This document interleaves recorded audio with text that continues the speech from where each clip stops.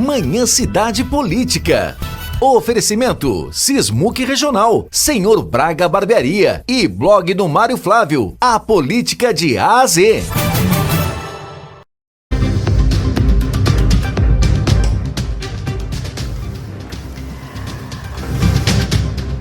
Marco Aurélio Freire.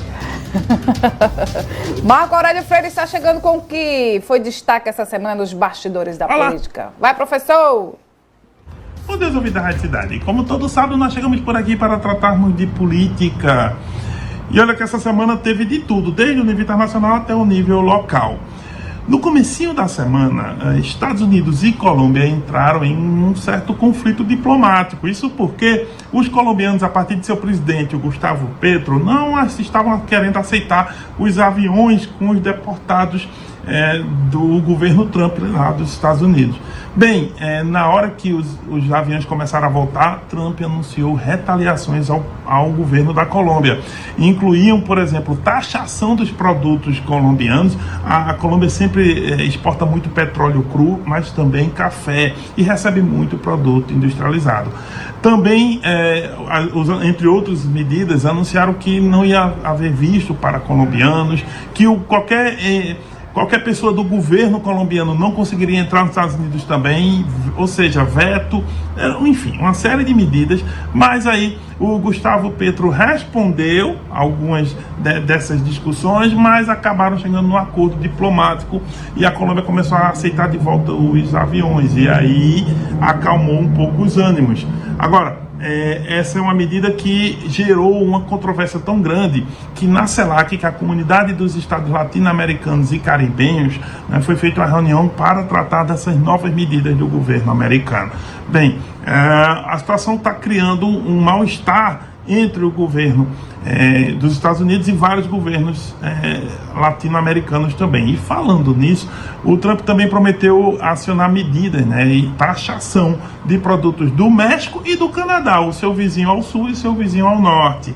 É interessante porque, se isso ocorrer, essas duas economias são muito dependentes dos Estados Unidos, de algum modo, muito relacionadas com ele. Vamos ver se o Trump vai levar isso, ou até quando vai levar. Mas aí, a conferir. Aqui no Brasil tivemos recado.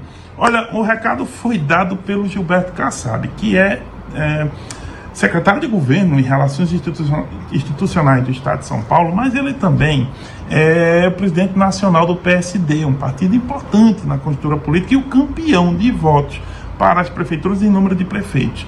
Agora, o que o Kassab disse, Ele estava num evento de economia, de investimentos, e falou que o Fernando Haddad, ministro da Economia, é fraco. E que quando um governo tem ministros fracos, os governos não vão bem. Ele, inclusive, citou o Fernando Henrique, citou que foi o ministro do Itamar, o Henrique Meirelles, ministro do próprio Lula, e o Paulo Guedes, ministro do Bolsonaro. Ele citou esses personagens como ministros fortes, e que evitaram que o governo enfraquecesse. Agora, também citou a Dilma, que disse ele que a ex-presidente queria governar diretamente a economia e não deu certo. Olha, esse recado, inclusive, foi complementado por outra afirmação dele no mesmo evento. Ele falou também que não vê o PT vitorioso, nem muito menos Lula, para 2026, o que indica que Kassab pode estar começando a mudar os planos, e talvez comece um desembarque do governo federal. Vamos lembrar uma coisa: o PSD tem ministros na esplanada, inclusive um pernambucano, que é o André de Paula, ministro da Pesca e Aquicultura. A questão é que o PSD tem esse pé no governo federal, mas, como eu disse, o próprio Kassab é secretário de Tarcísio de Freitas, governador de São Paulo, e por isso ele tem um pé num lado e um pé no outro barco. O ponto é que, se Kassab começa a desembarcar do governo federal, isso vai levar outros aliados a repensar a relação com o governo Lula, e isso causa preocupação no Palácio do Planalto. E não é para menos, Kassab é um dos maiores articuladores do país, e ele tem um plano também, ele tem um plano claramente de tentar chegar ao governo de São Paulo. Originalmente o plano passava pelo Tarcísio disputar a reeleição e o Kassab ser o vice, e o Tarcísio só disputar a eleição presidencial em 2030, mas se o Kassab já começa a achar que o Lula não vai vencer em 2026, é possível que ele mude os planos. Mas aí a conferir. E falando da província aqui, tem a ver com o PSD também, olha só. Pode haver uma fusão entre o PSD e o PSDB da governadora Raquel Lira. Se isso ocorrer, ela nem vai precisar mudar de partido, porque dizem nos bastidores da política que ela pode ir para o PSD de Kassab. Mas se o PSD se unir ao PSDB, isso se resolve. Agora, antes mesmo dessa discussão prosperar ou não, porque isso é um acordo nacional, a governadora Raquel Lira começou a fazer gestos para o ambiente político. E de uma leva só, num dia ela nomeou 22 ex-prefeitos e ex-prefeitas, e no outro dia mais alguns. Além disso, de ex-vereadores do Recife também foram nomeados, e a vereadora Lucinha Mota, lá de Petrolina, e ex-vereadora, e o ex-vereador aqui de Caruaru, Nelson Diniz. O que quer dizer isso? Quer dizer que a Raquel Lira está se articulando, trazendo aí aliados para o governo do estado. Por quê? Porque a luta de 2026 já começou. Lembrando que em Recife, João Campos conseguiu aprovar um projeto de lei aumentando o número de cargos comissionados para mais de 3.900, o que indica um aumento considerável. Tinha mais ou menos 3 mil cargos, foi para 3.900. Significa dizer que João Campos também está abrigando aliados para a disputa de 2026, que promete ser quente. Mas aí, a conferir, eu volto segunda-feira com mais comentários, se Deus quiser. Obrigada, professor Marco Aurélio Freire. De Caruaru, vamos para Brasília, Mário Flávio? Brasília, porque hoje tem a eleição na Câmara dos Deputados, também no Senado Federal. E quem está lá é o nosso companheiro aqui de bancada, Magno Martins, que apresenta o Frente a Frente todos os dias, de segunda a sexta, na Rádio Cidade, em parceria com outras emissoras. Eu acho que vai ter que ser por telefone. Vamos por telefone mesmo, que é mais... A gente vai te ligar, Magno. É mais garantido, né? Muito bem, né? Magno Martins está acompanhando como está a capital federal, né, Mário Flávio? Muitos bastidores, muitas conversas. E uma eleição tranquila, viu, Renata? Tranquila, né, Mário? Ao que tudo indica. Eu já vi outras que repercutem mais. Olha. Essa daí já temos praticamente os... Pare com isso. Vamos lá, estamos ao vivo por telefone, direto de Brasília, com Magno Martins. Magno, bom dia, bem-vindo ao Manhã Cidade. Bom dia, Mário Flávio. Bom dia, Renata Torres. Estamos aqui, Congresso Nacional, 1º de fevereiro, pelo regimento interno, embora seja um sábado, tem que cumprir o regimento e fazer eleição de renovação das mesas diretoras do Senado e da Câmara dos Deputados. Agora, pela manhã, a eleição é do Senado. A sessão vai ser aberta daqui a pouco e, em seguida, às 11 horas, vai se iniciar o processo de eleição do novo presidente do Senado, Davi Alcolumbre. E à tarde, a partir das 16 horas, é a vez da Câmara dos Deputados fazer a sua eleição de renovação da mesa diretora. Tanto na Câmara quanto no Senado já estão definidos os novos presidentes. No Senado, Davi Alcolumbre, como a gente já antecipou aqui, e no Senado, o paraibano... Não, na Câmara. Na Câmara, o paraibano Hugo Mota, o mais jovem presidente da história da Câmara dos Deputados, com 35 anos de idade. Eu estou aqui com Carlos Nascimento, ao lado de Carlos Nascimento, que vai estar com a gente nesta cobertura aqui hoje, especialmente aqui para a cidade de Caruaru. Bom dia, Nascimento. Bom dia, Magno. Um abraço a todos. Caruaru é uma referência mundial. Que alegria.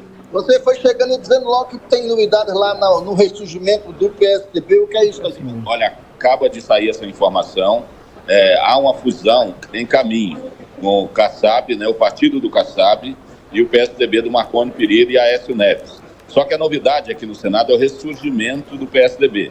A liderança que tinha 12 senadores quando foi o ex-senador Álvaro Dias, e ela agora ressurge com o Stevenson Valentim, do Rio Grande do Norte, Oriovisto Guimarães, do Paraná, e o Plínio, que é do estado do Amazonas, permanece. Com isso, a possibilidade de uma liderança e uma secretaria na mesa diretora do Senado. Com esses 3 senadores, permite uma liderança no Senado, Magno. E vem uma fusão aí, né?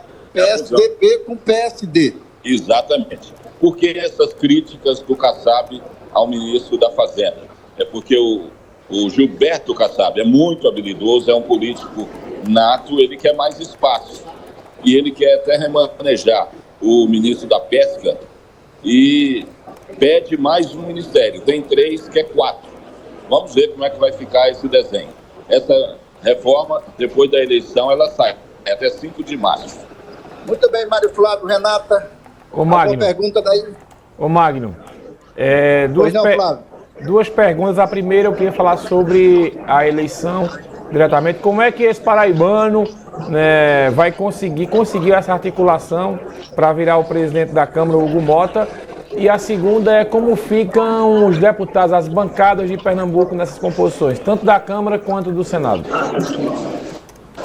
Olha, o paraibano Hugo Mota, embora jovem, ele chegou aqui no Congresso e desde que colocou os pés aqui no Salão Verde da Câmara dos Deputados, se fez como um parlamentar extremamente habilidoso, articulado. Garantida para o Senado. Tinha uma eleição garantida para o Senado, segundo o Nascimento está dizendo aqui, mas ele ficou na Câmara porque ele tinha o projeto de ser presidente da casa, tem liderança dentro do Centrão. O Centrão é um movimento extremamente conservador no Congresso Nacional, mas que tem a maioria dos deputados. Arthur Lira, a princípio, não queria a candidatura dele, queria o baiano Antônio Brito, mas acabou se rendendo à liderança dele, do paraibano Hugo Mota, aqui na Câmara dos Deputados, e ele se firmou aí como essa nova liderança. E a Paraíba no poder, né, Mário Flávio? Até encontrei com os coleguinhas aqui da Paraíba, que estão cobrindo a eleição, e eles assim, dizendo que a Paraíba está em festa com a chegada de um paraibano à presidência da Câmara dos Deputados, como a gente teve lá atrás, aí em Pernambuco, com o Inocêncio Oliveira. Em relação ao restante da composição da Câmara, Mário Flávio, um pernambucano, Carlos Veras, vai ser o primeiro secretário da Câmara dos Deputados. O prefeito, na verdade, vai administrar aí um orçamento da ordem de 8 bilhões. E no Senado, outro pernambucano, Humberto Costa, vai ser o segundo vice-presidente do Senado. Aí tem outro detalhe, Magno. Outro detalhe, eu não sei se a população de Caruaru sabe, o Lindbergh Faria. Quem é Lindbergh Faria? Deputado federal pelo Rio de Janeiro, esposo da Gleice Hoffmann, que vai ser ministra. Ele é paraibano e amigo de infância do Hugo Mota. Ele que mais incentivou a candidatura do Hugo Mota. E ontem eu tive a oportunidade, você ouviu a entrevista, conversei com ele, vai ter a governabilidade, vai buscar essa questão aí da economia, que está feia a coisa. Segundo o deputado federal Zé Nelto, de Goiás, de União Brasil, que é da Comissão de Assuntos Econômicos, da Comissão de Economia da Câmara, essa taxa Selic vai chegar a 15,5%. É preocupante, o governo tem que agir rápido. E Hugo Mota vai ter uma votação histórica, maior de todas. E tem um candidato aqui do Faz de Conta, Van Garten, como é que é o nome dele mesmo? É o Van Garten, ele é Rio Grande do Sul. Do Rio Grande do Sul, né? É um candidato de mentiria, é um fake, né? Não, ele é bolsonarista, de raiz. Sim, mas não vai ter voto. Eu estou dizendo aqui de mentiria porque não vai ter voto. Né? É ele e o do pessoal do Rio de Janeiro. Eles entram para disputar alguma coisa. A grande verdade, Magno Martins, é a emenda PIX, a emenda de diretoria, tudo aquilo que o Lira fez de equivocado. E agora está chegando ali Humberto Costa. Agora a situação é diferente. O trato desse paraibano, Hugo Mota, é de muita habilidade. Quem é o mais habilidoso aqui nos últimos anos? Kassab e o Michel Temer. Michel Temer lançou lá em São Paulo esse influencer aí, o Pablo Marçal, para tirar o Boulos. Tirou. E Michel Temer tem a cara do Centrão. É por aí, Magno Martins. É isso aí, Mário Flávio. Mais alguma coisa aí, Mário? Ô Magno, só mais uma pergunta. Vocês falaram da fusão aí do PSD e PSDB. Raquel Lira fica nesse partido novo que vai ser criado, na tua opinião e na opinião do colega aí, ou Raquel vai buscar outras legendas? Eu acho que ela está esperando essa fusão, Mário Flávio, porque o PSDB com o PSD passa a ter a terceira maior bancada na Câmara, passa a ter 5 governadores, e ela tem um motivo aí de ficar mais próximo também, como ela quer, da base do governo no Congresso Nacional. Mas é aquela velha história de Marco Marcel que dizia: quem tem prazo não tem pressa, né? Uma eleição para ela só precisa de partido em abril do ano que vem, então ela tem muito prazo aí para se decidir. Muito bem, Magno, obrigado, bom trabalho aí, acompanhamos tudo, estamos acompanhando tudo pelo seu blog, e segunda-feira o resumo todo esse fim de semana de Brasília no Frente a Frente. Um abraço. Qualquer coisa, estamos aqui. É só nos acionar, Mário. Grande abraço, Renata. Cheiro Magno, 9 horas e 49 minutos, 9h49, WhatsApp Cidade.